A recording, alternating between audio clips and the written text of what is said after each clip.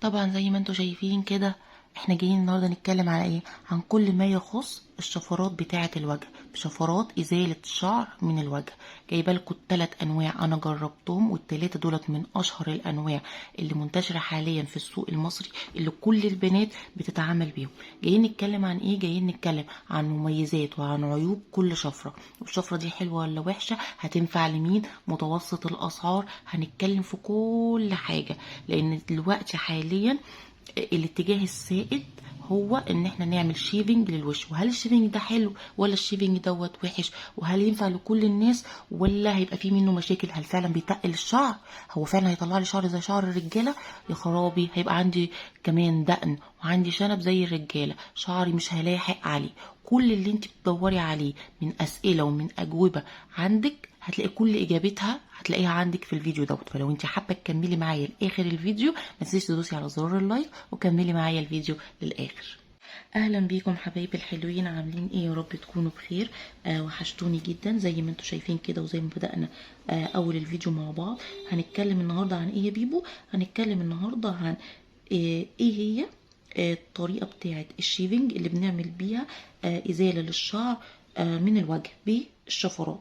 طبعا احنا عارفين ان في انواع كتيره لا حصر لها بنزيل بيها الشعر من الوش. طبعا مبدئيا واول طريقه كلنا عارفينها وهي طريقه الفتله. طريقه الفتله حلوه ممتازه، ليه؟ لانها بتشيل الشعر من الجذور، فبالتالي انت بتحتاجي على حسب بقى معدل النمو بتاع الشعرايه، كل واحد بقى ما يقعد من ايه، اسبوعين 3 اسابيع شهر، كل واحد وكثافه شعر. فبتبقى حلوه جدا وممتازه عشان انت بتشيل الشعر منين؟ بتشيل الشعر من الجذر. بس مش مناسبه لكل انواع البشره. انا واحده بشرتي حساسه، بشرتي معرضه للحبوب. لو جيتي سلمتي عليها قلت لها ازيك، هتطلع لك حبايه في نفس الوقت. لما كنت بستخدم الفتله، لا، كانت وشي ده بيقلب طماطمايه وبيقلب حبوب، وبقعد اعالج فيها قد كده، واحط بقى كريمات زي اي كريم يعني يرطب لي تاني ويعالج لي تاني حاجز البشره. فكنت بقعد من الفتله دي للفتله اللي بعدها بعالج بس في الحبوب واثار الحبوب، فكانت بتبهدل لي بشرتي، ما كانش مفر. انا ما ينفعنيش خالص ان انا كنت استخدم الفتله. طيب في ايه تاني؟ طيب ظهر بعدها الوكس ده من ابشع حاجه ممكن تحطيها على وشك. على فكره انا جربته، انا جايه اقول لكم وانقل لكم التجربه بتاعتي. الوكس ده اوحش حاجه ممكن تحطيها في البشره بتاعتك، هيبهدلك البشره بتاعتك، هيهدلك البشره بتاعتك، هيحصل لك فيها التهابات، يحصل لك فيها ترهلات. انت متخيله ان حاجه سخنه بتتحط على الوش؟ واكم من بنات سمعنا كده ان هم اتحرقوا. ليه؟ لان اللي بتعملها لك واحده في الكوافير، فاللي في الكوافير مش بتقدر ساعات تتحكم في درجه الحراره المثلى اللي منها تسيح الشمع ومنها تحطها على وشك، فالوش حرفيا بيتسلخ، الجلد كله بيطلع والجلد كله بيتحرق، وبتخش في مرحله من انواع الحروق، ودي سمعناها كلنا كتير. وبتبداي ايه؟ تتعالجي. ولو حتى اتحكمت في درجه الحراره المناسبه، انت بتعرضي وشك للترهلات. متخيله انت كل شويه عماله تعملي كده في وشك، كل شويه عماله تعملي كده في وشك، فالوش هيترهل، الوش هيقع، فهتسببي لنفسك تجاعيد مبكره لا حصر لها. فبالنسبه لي انا كمان، انا ما ينفعنيش طريقه الوكس. طيب قدامي ايه؟ قدامي الليزر. الليزر ده حل هايل هايل وممتاز. وعايزه اقول لكم ان هو زمان كان غالي، بس حاليا مع الاوفرز اللي بتحصل من العيادات، لا، بقى سعره كويس وبقى في متناول الجميع، وفي اوفرات كتيره وعروض نبضات بتنزل. فلو في مقدرتك ان انت تعملي الليزر، هقول لك اعمليه وبشده وبشده وبشده. بس وبس تحطوا كده تحت كلمه وبس دي خطوط حمراء. لو انت شعرك وبري، شعر وبري وشعر خفيف، نصيحة مني ما تعمليش ليزر في وشك، لان في الاخر هيزود لك الشعر، وهتلاقي النتيجة مش مرضية. طب مين اللي يقدر يعمل ليزر في الوش؟ الناس اللي فعلا عندها الشعر تخين، الشعر سميك، عندها شعر بزيادة، دي صدقوني الليزر هيبقى حل سحري وهيوفر عليها كتير. لكن لو شعر وبري، نصيحتي واسمعوا كلام بيبو، ما تعمليش ليزر. طيب نعمل ايه تاني؟ نلجأ بقى لايه؟ للشفرات. هل فعلا يا بيبو الشفرات ديت هتعمل لي شعري وترجعهولي زي شعر الرجاله؟ لا، قولا واحدا لا. هفهمكم ليه. انا دلوقتي لما باجي اعمل حلاقه، انا دلوقتي عندي البصيله اهي. ايه هي الحلاقه اصلا؟ او ايه هي الشيفنج؟ الشيفنج ان انا باجي هنا جوه نعتبر ان ده الجدر بتاع البصيله. فالجدر دوت لما بيجي يكبر بيطلع لي الشعرايه. ادي الشعرايه. انا كل اللي بعمله ايه؟ انا بعمل كده، يعني بقص الشعرايه من على السطح، لكن البصيله نفسها جوه. طب البصيله ديت لما انا قصيت الشعرايه اللي من فوق، البصيله دي هتطلع لي يعني هتتخن ليه او الشعر هيتقل ليه؟ هل البصيله ديت هتتكاثر؟ هل البصيله دي هتنقسم؟ هل البصيله دي بدل ما تبقى بصيله هتبقى 3 بصيلات؟ استحاله. ما هي البصيله هي البصيله. انا كل اللي بعمله زي ما بتقصي، انا كده قصيت الشعرايه ليس الا. فهي كل واحد على حسب السمك بتاعه وعلى حسب النمو، هو ما بيعملش اكتر من كده.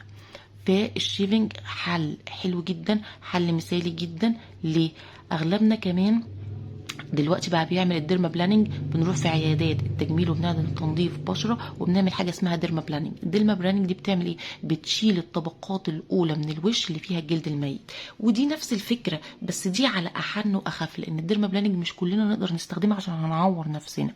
فدي نفس الفكره اللي هي ان انا بعمل شيفنج. طيب دول 3 واشهر حاجات موجوده في السوق، اللي هي ايه؟ دي الفلامينجو، بس دي الفلامينجو الكوبي. طيب الفلامينكو الكوبي، او قبل ما ابدا بس في الانواع، الشيفنج او الشفرات في منها حاجتين، السلاحين بمعنى اصح، او طريقه الشفره. بصوا يا رب بس يكون واضح ليكم. بصوا هتلاقوا دي، هتلاقوا فيه في السوق المشرشر، وهتلاقوا اللي هي الستريت. نصيحتي اي شفره مشرشره هي احلى من الشفره الستريت. ليه؟ لان احنا كلنا مبتدئين وكلنا بنبقى خايفين نعور نفسنا. فاللي هي بتبقى مشرشره بتبقى اقل حده واقل تعوير على الوجه. الستريت ديت بتبقى حاده جدا جدا وبتعور حرفيا وبتبهدل الدنيا اللي هي الستريت. طيب نمسك واحده واحده ونتكلم فيهم. طيب اول حاجه هي ايه؟ اول حاجه هي الفلامينجو، ودي الكوبي يا بنات. موجودة جدا في كل مصر، منتشرة، ده حتى في المترو بتتباع، وفي اي محل مستحضرات تجميل هتلاقيها ب15 جنيه. الماكسيموم بتاعها 20 يا ستي ايه جنيه، 25 جنيه. تمام. بتيجي العلبة وفيها التلات 3 وحدات من دولت. طيب بنعمل ايه؟ اهي هي دي، ما بتعورش اطلاقا. بصوا اهي، لان زي ما قلت لكم المشرشرة دي بتبقى احلى حاجة. طيب الكوبي، انا كنت مجربه الاوريجينال، بس الاوريجينال بصراحه مش معايا دلوقتي عشان اوريكم الفرق. بس صدقوني لو هتجيبي خلاص الفلامينجو، لا هاتي الاوريجينال، ما تجيبيش الكوبي. الكوبي مش حلوه اطلاقا. الكوبي تلمه حرفيا، تلمه مش بتشيل حلو. بتحس ان انت بعد ما بتعملي بيها لا انت محتاجه تعيدي مره واثنين وثلاثه على نفس المنطقه، وده ما ينفعش، لان انت كده بتهلكي البشره، ممكن تسببي لها نوع من انواع التحسس.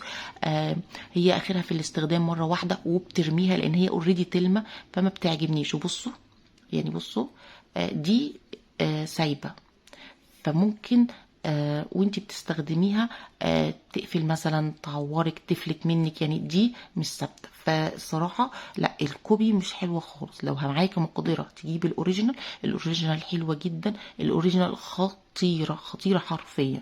طيب ايه تاني؟ دي برضو نوع من الانواع المشهوره في السوق اللي هي اسمها تينكل. بصوا برضو بتيجي في عبوه فيها 3 برضو ب10 15 جنيه في الرينج دوت. بصوا انا مش فاكره قوي الاسعار، بس احنا بنتكلم هي في نفس الرينج دوت. بيبداوا من 15 جنيه لغايه 25 جنيه على حسب بقى المكان اللي بيبيع، على حسب بتشتريها منين، بس هم كلهم بيتباعوا في الرينج ده. بصوا ده نوع السلاح حاد وبيعور، وخلي بالكم بيعور بجد بجد بجد، بيعور وبيفتح. برضو هي بس لا يعني انا مش قادره احطها، لان بصوا علمت حتى في ايدي، فلا بتعور. وخلي بالكوا حد جدا، وانا ما حبيتهاش مع اول استخدام، بتعورك جدا. طيب النوع الثالث لسه جايباه ووقعت في غرامه، اللي هو الاليس. بس عايزه اقول لكم على حاجه، انا جايباه من نون، كان على نون ب60 جنيه، بس هو بره بيتباع بحاجه و40، فلا هاتوه من بره. يا رب بس يكون السعر اللي موجود. لا السعر مش موجود، بس انا كنت جايباها من نون. العبوه بتيجي كده اهي، وفيها برضو 3 من دول. تمام اهي. وده شكل الايه، وده شكل العبوه بتاعه اليس. تمام. بيجي ال3 اهو، فبنفتحها. دي على فكره جديده، الاتنين التانيين انا مخلصها. بنفتحها. بصوا عجباني في ايه؟ ان ديت ستريت ومش يعني بصوا دي ماسكه نفسها، فمش هتفلت على وشك وانت بتستخدميها. بصوا مشرشره، فبرضه هتبقى حلوه. بصوا جميله، جميله جدا جدا، سهله الاستخدام، مش بتعور، بتشيل حرفيا، قريبه شويه في الافكت لفلامينكو الاوريجينال. هتحسي فعلا ان هي بتطلع لك ادق الشعر الوبري الصغير، فبتشيل بلاوي. بتحسي فعلا ان وشك ناعم جدا بعد الاستخدام بتاعها، مش بتحتاجي تعملي اعادة خالص على المنطقة، فحلوة وحنينة جدا. طيب نصائح بقى للشيفنج عموما. طيب اول حاجة كده بسم الله الرحمن الرحيم، مع ان دي كانت جديدة اهي وانا مطلعها من هنا. اول حاجة نعقمها بالكحول اهي، لازم تعقميها بالكحول اهي، وتسيبيها خالص لغايه ما تنشف. وبعد ما تستخدميها عايزه اقول لكم ان دي لا بتقعد شويه حلوين، الواحده بتقعد شويه حلوين، مش بتتلم. ممكن تقعد 5-6 مرات، ودي حاجه حلوه جدا. وتسيبيها خالص لغايه ما تنشف، ده مبدئيا. يبقى نعقم الشفره، وطبعا نبقى غاسلين وشنا كويس جدا ومنشفينه كويس جدا. اوعي تعملي شيفنج على بشره ناشفه، اوعي هتتعوري. لازم تحطي اي حاجه شيفنج تسهل الشيفنج معاكي. طيب انا بستخدم ايه؟ انا بستخدم الكريم الجل بتاع ايكوبيل هيدرا جل. هو قرب اصلا ايه يخلص. بصوا عايزه اوريكم ده الكريم الجل بستخدمه. ببقى طبعا غاسله وشي كويس قوي، ببدأ احط الكريم الجل دوت عشان حاجه بس ايه، تمشي معايا الشفره على الوش وما تعمليش اي خرابيش وما تعمليش اي تعاوير في الوش. تمام. وبتعملي ايه بقى؟ بتمسكي الوش بتاعك يعني بتشدي المنطقه اللي انت عايزه تعملي فيها شيفنج، وتمشي بس كده اهي. بصوا شايفين اهي، يا رب يكون واضح ليكم. بس بمنتهى السهوله، ايدك تبقى سلسه، تمشي مع اتجاه نمو الشعر، ايدك تبقى خفيفة جدا جدا وما بتعوريش نفسك. بصوا رائعة اهي، يا ريت يبقى واضح ليكم اهي. شايفين؟ بس طيب خلصنا كده تمام. نمسح الشفرة، لان انا كده خلاص خلصت اول لير اهو. امسح الشفرة. بصوا نمسح ايه الشفرة تمام خلاص، وتبداي تكملي بقيه الوش. طيب خلصناها، ابدا ارش كحول تاني، وانا لازم اعقمها واسيبها خالص لغايه ما تنشف، وبعد كده اروح قافلاها وارجعها مكانها، احفظها تاني. هتقعد معاكي زي ما قلت لك 5-6 مرات، هتبقى بقى مناسبه. الشيفنج دوت انت كده شلتي الشعر الوبري، ما حملكيش اي التهابات، مش هيسبب لك اي تحسس، مش هيطلع لك اي حبوب. تخلصي وشك تقومي تشطفيه بس بشويه ميه، وبعد كده تحطي اي كريم مرطب انت متعوده عليه، بس يكون خالي من الكحول او خالي من العطور، ويبقى كده البشره بتاعتك 100 فل و10.